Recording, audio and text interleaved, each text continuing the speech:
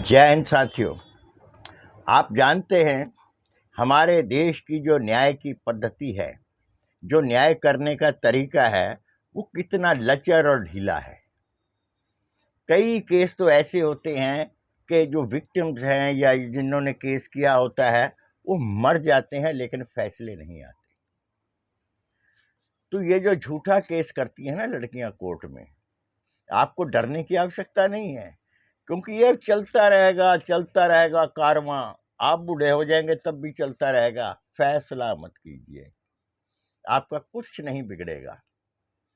ये बेवकूफ़ लड़कियां जो झूठा केस करके सोचती हैं हम अपने ससुराल वालों को पाँव की जूती के नीचे रखेंगे, वो ये भूल जाती हैं कि इस देश के में जो न्याय की व्यवस्था है वो लचर है, ढीली है। आपको न्याय मिलने में बुढ़ापा आ जाएगा। यहाँ बलात्कारियों को इतनी ढीली सजा होती है। हमारे देश के प्राइम मिनिस्टर को गोलियां मारी गई, गवाह मौजूद थे, सब कुछ मुद्दा मौजूद था। मैं श्रीमती इंदिरा गांधी जी के बारे में बोल रहा हूं। फिर भी 17 वर्ष लगे थे उन गुनाहगारों को सजा पाने में जिन्होंने प्रधानमंत्री मारा था। ऐसी उत्तम क्वालिटी की हमारी यहाँ की न्याय व्यवस्था है। तो ये जो घरेलू झगड़े हैं ना, ये आपके साइड पे रख दिए जाते हैं, क्योंकि कोर्टों के ऊपर बहुत भार है न्याय का। तो जब भी आप जाते हैं आपको तारीख मिलती है, एक दो सवाल पूछे जाते हैं, आप सोचते हैं कि अब पता नहीं कोर्ट में क्या होगा। तो बच्चों डरना नहीं है, बिल्कुल भी कुछ नहीं होगा। उल्टा ये धक्के खा खा के परेशान हो जाएंगी और जिंदगी में आइंदा सबको कहेंगी कि हमारा कोर्ट में केस ना डाला जाए। और आपके ऊपर वुमेन सेल में भी तभी दबाव बनाया जाता है कि कोर्ट में न्याय नहीं मिलेगा, यहीं फैसला कर लो। और महिला सेल में कभी आप वुमेन सेल के अंदर कभी भी फैसला मत करना, कोर्ट में ले जाना, वही आपकी जीत है। जिस वक्त आप मामले को कोर्ट में ले जाते हैं ना, वो आपकी सबसे बड़ी जीत है। वहीं लड़की को शिकस्त हो जाएगी, ना इंसाफ उसे मिलेगा ना आपको मिलेगा। आपको लटकाने चली थी, खुद लटक जाएगी। तो मैं बच्चों से कहूंगा डरना नहीं है। आपके घर में जब थाने से आपको फोन आता है, पुलिस स्टेशन से, आप उनसे 41A का नोटिस मांगिए, फिर थाने में जाइए। लेकिन अगर आपको वुमेन सेल में बुलाया जाता है, वुमेन सेल में क्या होता है, काउंसलिंग होती है। अगर घर बस जाए तो अच्छी बात है।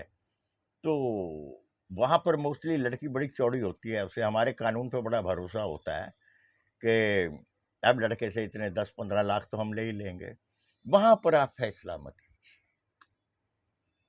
वहाँ का फैसला आपके केस को ख़त्म कर देगा।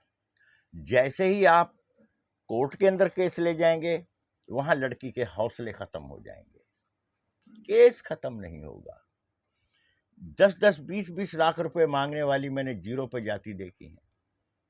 एक केस तो मेरे पास भी ऐसा आया था, जिसने कहा था हमसे उल्टा 5 लाख 2 लाख जो चाहिए ले लो भैया, बख्श दो, हमें तलाक दे दो। अब लड़के महाराज अकड़ गए, मैं तो नहीं देता तलाक। मतलब के कोर्ट के अंदर केस, घरेलू पारिवारिक झगड़े ले जाना, मैं समझता हूँ बहुत बड़ी बेवकूफ़ी है। पंचायत में बैठ के फैसले कर लिए जाए, दोनों पक्षों को आपत्ति नहीं होगी। क्योंकि झूठा केस करके ना, ठीक है आपको कानून में अधिकार दिया है कि आपको ये भी मिलेगा, आपको 498 के अंदर जो जो चीज़ें आती हैं सब मिलेंगी और आपकी सुनवाई होगी। सुनवाई नहीं है, लड़कियां धक्के खा रही हैं कोर्टों में और लड़के मुस्कुराते हुए कोर्ट से बाहर निकलते हैं, किसी कचौड़ी पापड़ी की दुकान पे कचौड़ी पापड़ी चाट रहे होते हैं। लड़की की माँ और बाप और लड़की माथा पकड़ के रो रहे होते हैं, इंसाफ कब मिलेगा। इंसाफ नहीं मिलता, लटकाए जाओगे। कोशिश करो कि झूठे केस मत करो। हाँ, आपके साथ अत्याचार हुआ है तो आप एक्शन ले सकते हैं, तो फिर तो आप फाइनल एक्शन लेंगे, या उसको छोड़ेंगे या उसको पेल के रखेंगे। लेकिन बेमतलब अननेसेसरी ससुराल वालों को डराना ये ठीक नहीं है, और आप ही उल्टा झंझट में फंस जाएंगी। कई लड़कियां मुझे कहती हैं, बाबा जी आप लड़कों के बारे में बोलते हो। भाई मैं इसलिए लड़कों के बारे में बोलता हूँ, लड़कों की सुनवाई कहीं नहीं है। बेचारे जहर खा लेते हैं, कोई छत से छलांग मार के मर जाता है, कोई किसी तरीके से पीड़ित होकर दिमागी रूप से पागल हो जाते हैं। मैं उनके लिए लड़ता हूँ। आपको तो बड़ी कभी देखना, जब झूठा केस करती है ना जो औरत थाने के अंदर और वुमेन सेल के अंदर, वो तो ऐसे आती है जैसे आज उसकी सगाई की रस्म होनी है। लड़का बेचारा कांप रहा होता है। मैं उन लड़कों के लिए लड़ता हूँ, उनके डर को दूर करता हूँ। मेरे बच्चों, मेरा चैनल अच्छा लगे सब्सक्राइब जरूर करना, बेल आइकन भी दबाना, ताकि मेरे नोटिफिकेशन आप तक आते रहें, आपको बातें मेरी पहुंचती रहेंगी। जय हिंद।